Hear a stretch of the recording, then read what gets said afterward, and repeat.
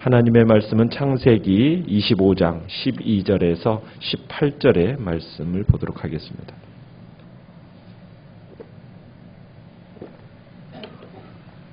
창세기 25장 12절에서 18절 교독하도록 하겠습니다. 사라의 여종 애굽인 하갈이 아브라함에게 낳은 아들 이스마엘의 족보는 이러하고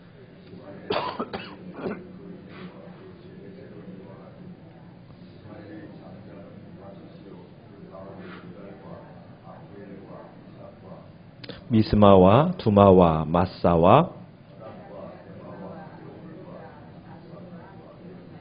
이들은 이스마엘의 아들들이요 그 촌과 부락대로 된 이름이며 그 족속대로는 12 지도자들이었더라.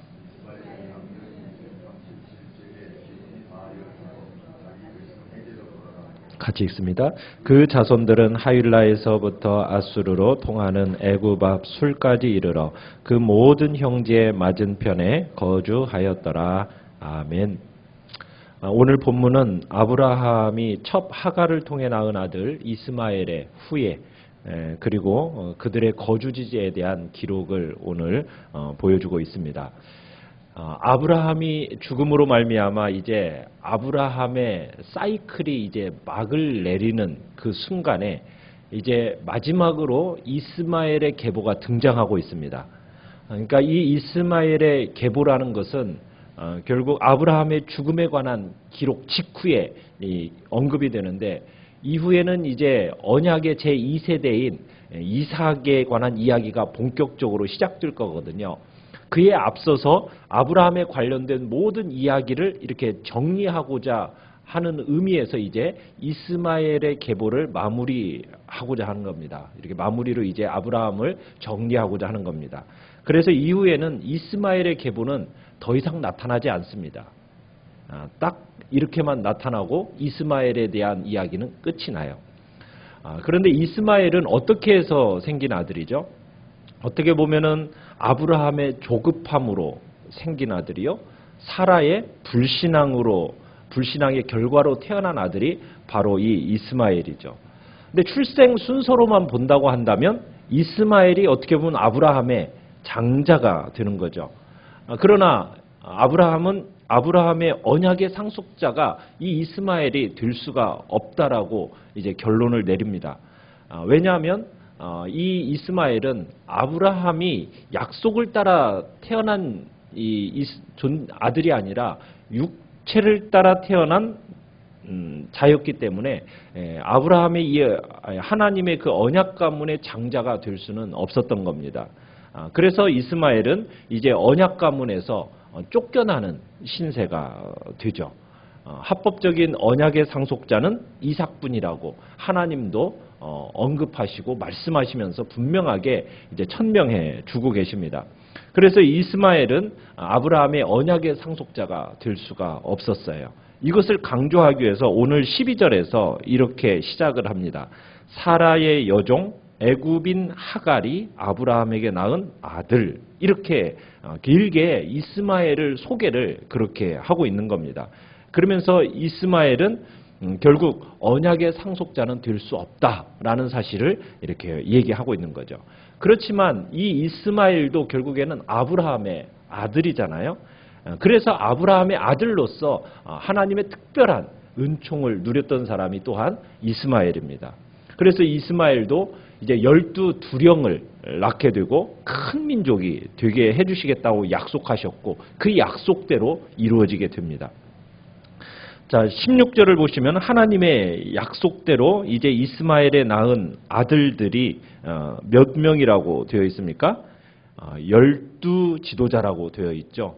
16절에 보면 12 지도자. 그러니까 12명의 아들을 낳고 12 족속을 이룬 겁니다. 장자는 13절에 보니까 누구라고 되어 있어요?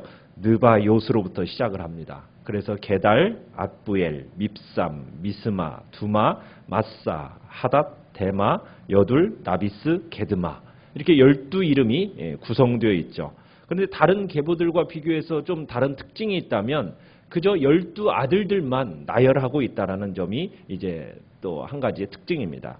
자, 이스마엘 자손들이 차지한 지역은 어디입니까? 18절을 보시면은 하윌라에서부터 아수르로 통하는 애굽 앞 술까지다. 그 지역의 촌 부락에서 이제 살게 됩니다. 방대한 아라비아 지역에 분포하고 살게 된 거죠. 이들로부터 아라비아 사람들이 나오게 되는 겁니다. 그런데 18절 하반절에 보면 이렇게 표현을 하고 있어요. 그 모든 형제의 맞은편에 거주하였더라.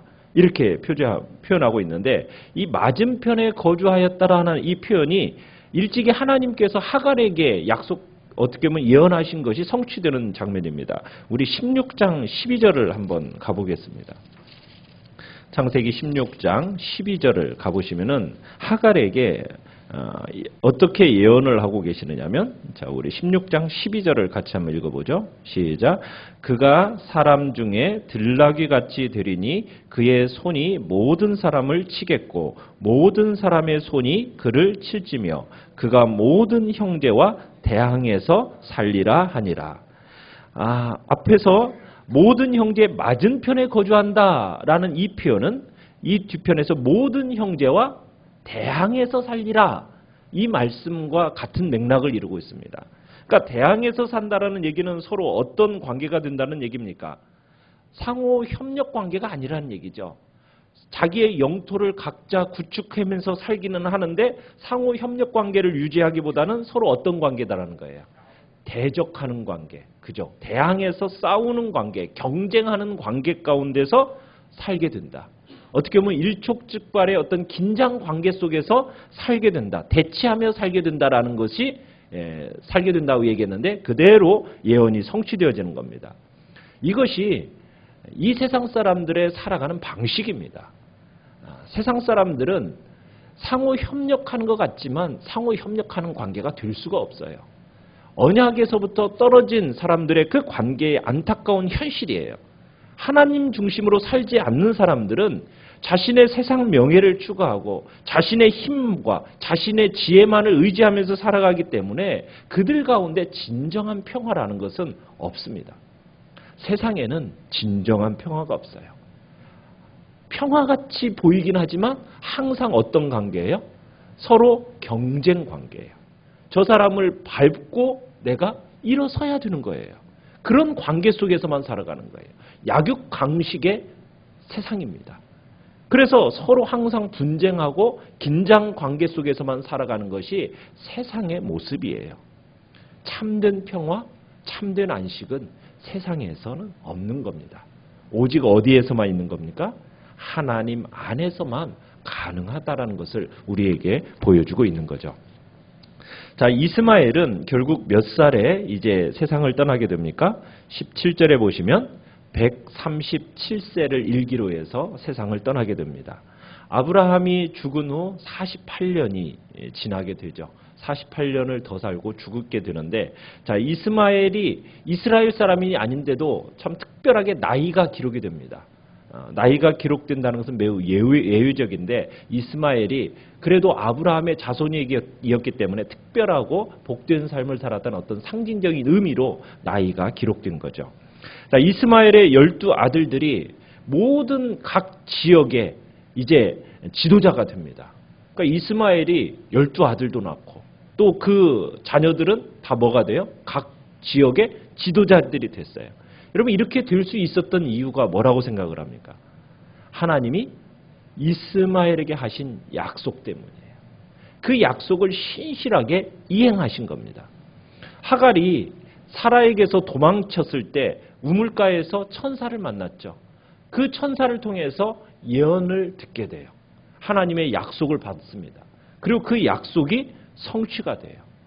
그러니까 이스마엘 족보를 소개하면서 하나님이 이스마엘에게 하신 그 약속이 이 12아들들을 통해서 어떻게 성취되었는가를 지금 구체적으로 보여주고 계시는 거예요. 참 이스마엘이 아브라함에게로부터 쫓겨날 때만 하더라도요, 참 어떤 모습이었습니까?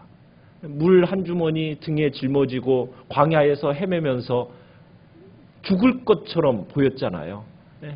어떻게 보면은 참 안타까운 모습 아닙니까? 덜렁 하나 짊어지고 아브라함의 집에서 쫓겨났던 가련한 소년이었던 이 이스마엘이 지금은 어떤 존재가 됐어요? 12아들을 낳고 그 12아들을 통해서 그 지역을 지배하는 12족장들이 생겨나는 어마어마한 이제 번성함을 누리게 된 거잖아요. 이것은 정말 놀랍고 기적 같은 일이라는 거예요.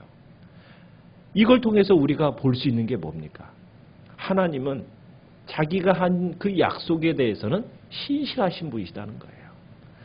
자기가 약속한 것에 대해서는 결코 시건치 아니하시고 신실하게 이루시는 약속을 분명하게 이루시는 하나님임을 우리가 보게 되는 겁니다.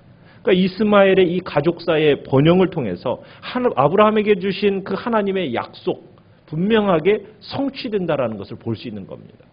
겨우 생명 유지나 급급해야 했던 이 이스마엘이 참으로 번성케 되어진 것은 하나님의 말할 수 없는 은혜예요. 하나님은 없는 것 가운데서도 있게 하시는 능력의 하나님이심을 우리에게 분명하게 보여주고 계시는 것입니다. 하나님은 없는 것도 있는 것처럼 부르시는 창조의 하나님이십니다. 그런 능력으로 이 세상 만물을 창조하셨고 그리고 죽은 자와 같은 자에게서 정말 아들을 생산케 하시는 아브라함과 사라로 하여금 생산케 하시는 자녀를 생산케 하시는 하나님의 말씀대로 많은 민족의 조상이 되게 하실 것을 분명하게 우리는 또 볼 수 있는 겁니다. 우리가 믿고 섬기는 하나님, 그 하나님은 바로 이처럼 전능하신 하나님임을 우리가 믿으시길 바랍니다.